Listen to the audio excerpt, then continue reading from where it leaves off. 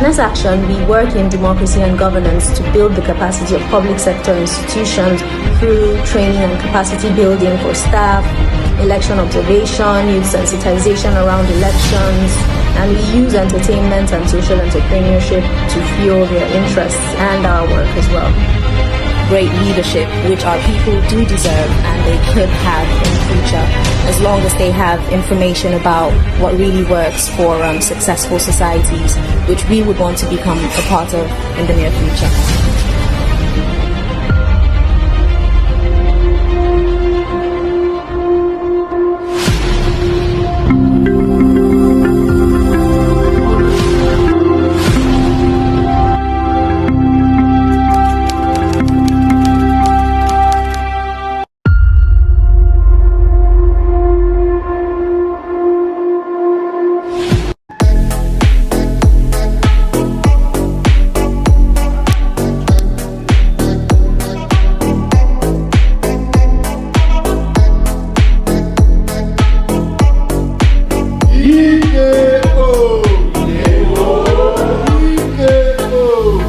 Are you ready to become a leader and make a real difference in your community?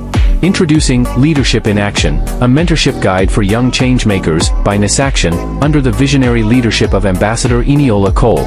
As part of the Next Action mentorship program, this comprehensive guide empowers young leaders with essential skills in leadership, advocacy, and civic engagement. With practical insights and real-life examples, you'll discover how to navigate the complexities of leadership, build effective networks, and drive positive change. Leadership in Action is your roadmap to becoming an ethical, impactful leader. Join the movement. Be the change. Lead with action. Also tune into the Leadership in Action podcast series all day every day on YouTube at Unlimited TV 247 and gain remarkable insights from our formidable team of experienced mentors. Like, subscribe and turn on post notifications. Leadership in Action, a mentorship guide for young change makers, because the future belongs to those who lead.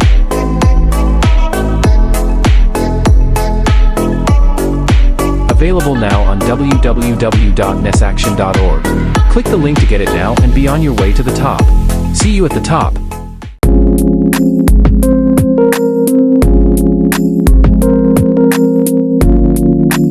Welcome to the Leadership in Action podcast series. I'm your host, Ambassador Eniola Cole, and today we'll be talking about campaign management.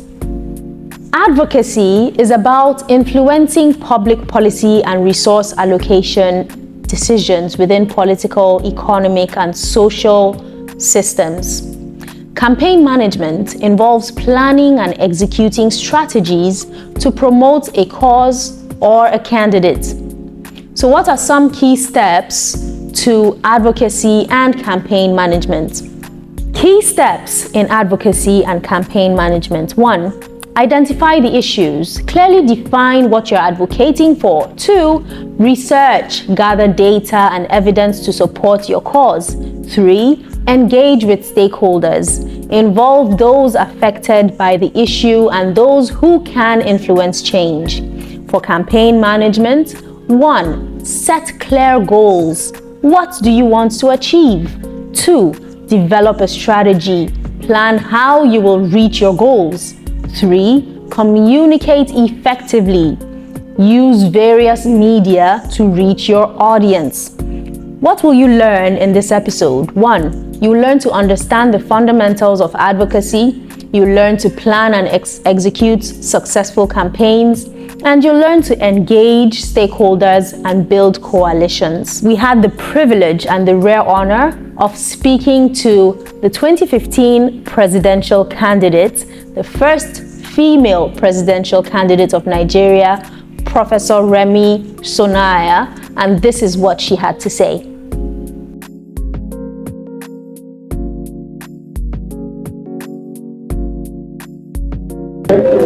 My experience was wonderful, was fulfilling, because what I took away from it was the importance of having your mind set on something and actually going ahead to do it, and not to judge your success or whatever otherwise by other people's standards of measurement. I actually have published a book on my experience. It's titled One Woman's Race. It's available on Okada Books for anybody who might want to check it out. But I've also given it out freely. Unfortunately, I didn't bring copies with me here. I could have given out some copies to people. But it was a wonderful experience. I enjoyed it. I worked according to my own convictions, not according to the practices of, established practices of politicians in Nigeria, and all that accompanies electioneering and so on. And I was happy that I was able to do that.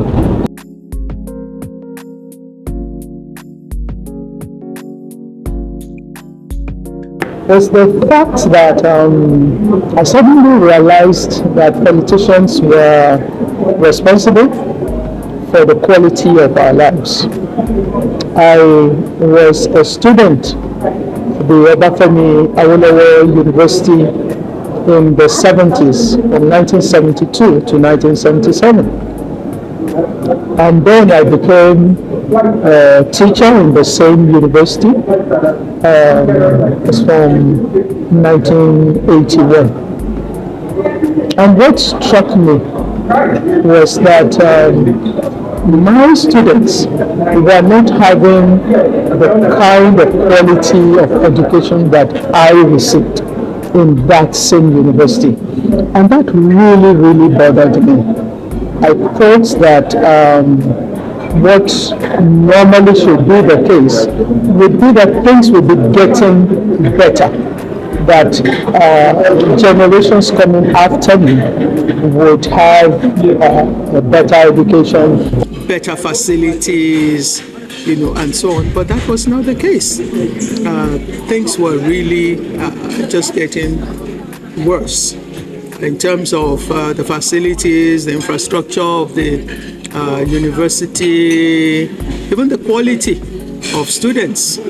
So, and then when that realization came, that look, a lot depends on politicians because they have our resources in their hands.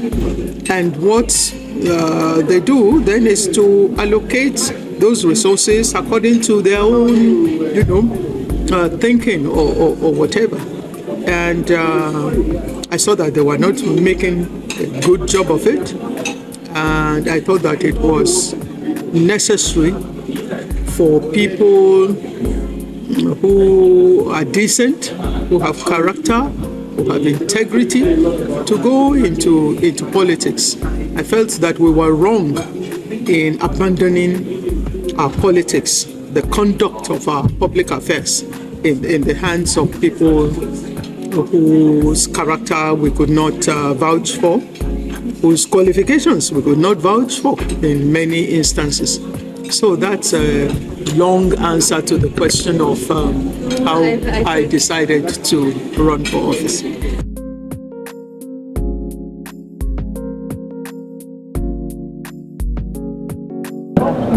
Go for it. Go for it. I think that too many of us are maybe too scared of taking bold steps because we think of what if I fail. And interestingly, what you learn from the process, from that journey, is so valuable that the end should not be only your consideration. I wanted to run for office. Like when people see me and they said, you failed. in your, plan or vision or whatever. I don't know what you're saying. I don't know about failure. I set out to do something. I did it. I don't know what you call failure. And I did it the best way I could. I ran a race that I was very, very happy with. I had wonderful people around me. It was an experience of a lifetime. So I wouldn't have traded that for anything in the world.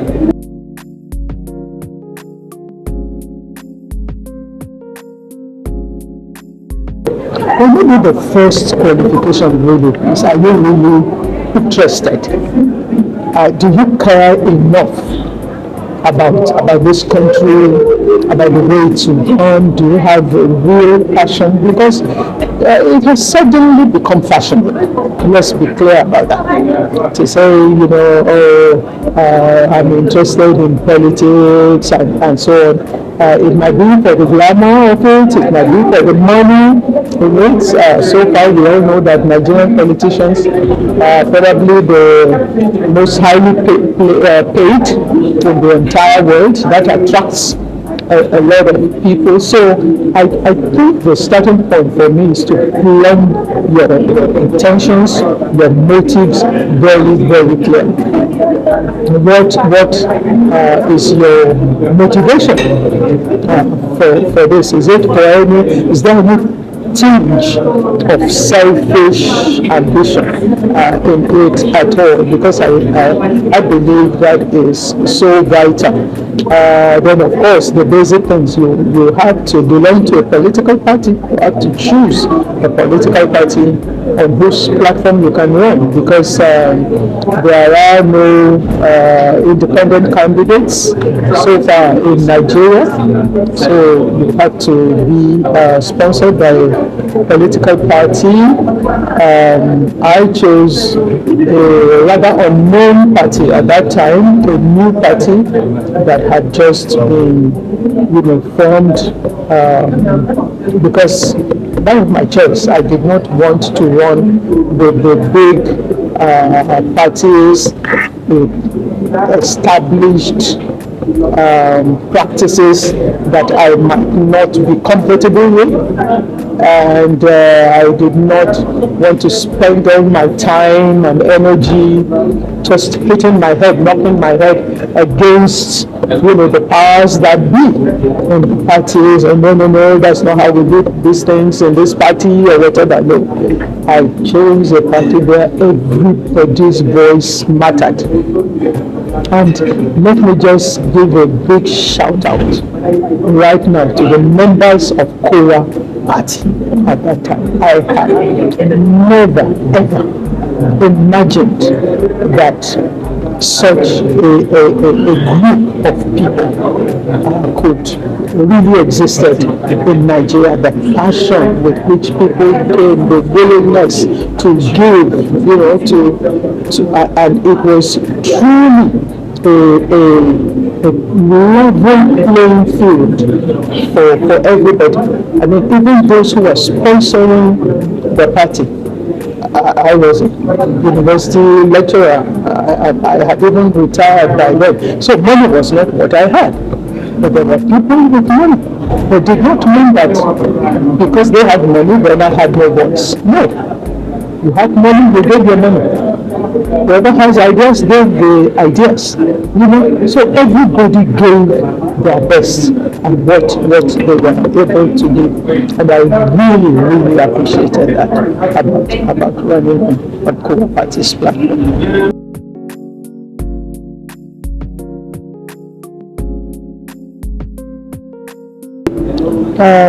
Well, I mean, one could speculate on what could have been, but maybe that's not really the direction in which we should take this conversation.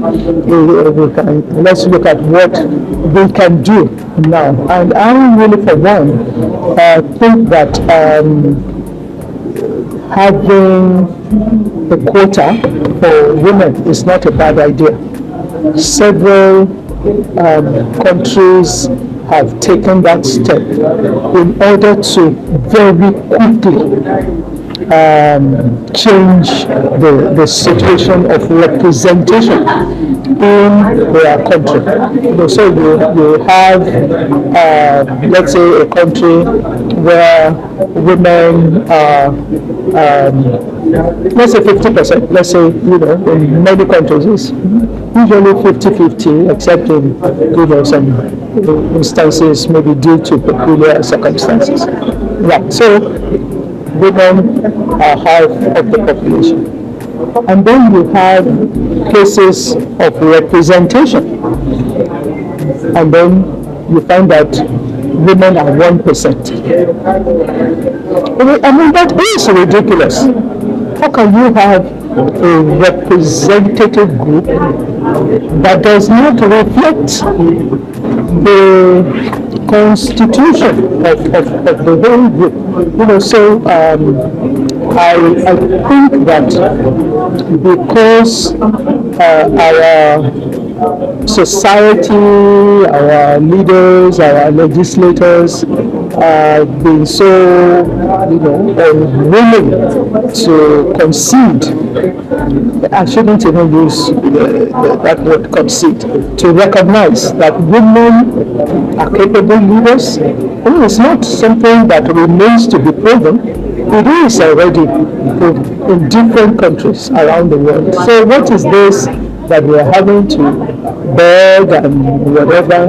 It's something that should be done. And if because of the number in the National Assembly, if we won't be able to get enough men to recognize that we urgently need more representation of women, then let's do it by legislation. And let's say we will reserve a certain number of seats for women.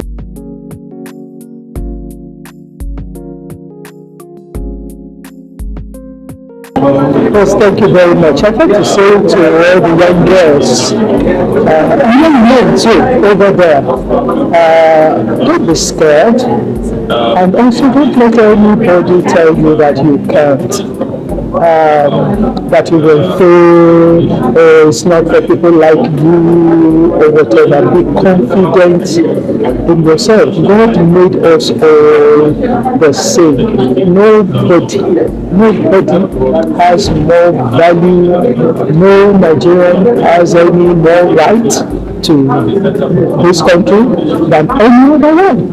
We are all the same. Be convinced about that. And if you have the passion, if you want to go out in there, please go out in there. Throw your entire energy into it. What you will gain, even if you do not get to that seat that you are aiming for, will be invaluable. You have formed such an important part of your story, as a human being. So please, I beg you, go out and do it.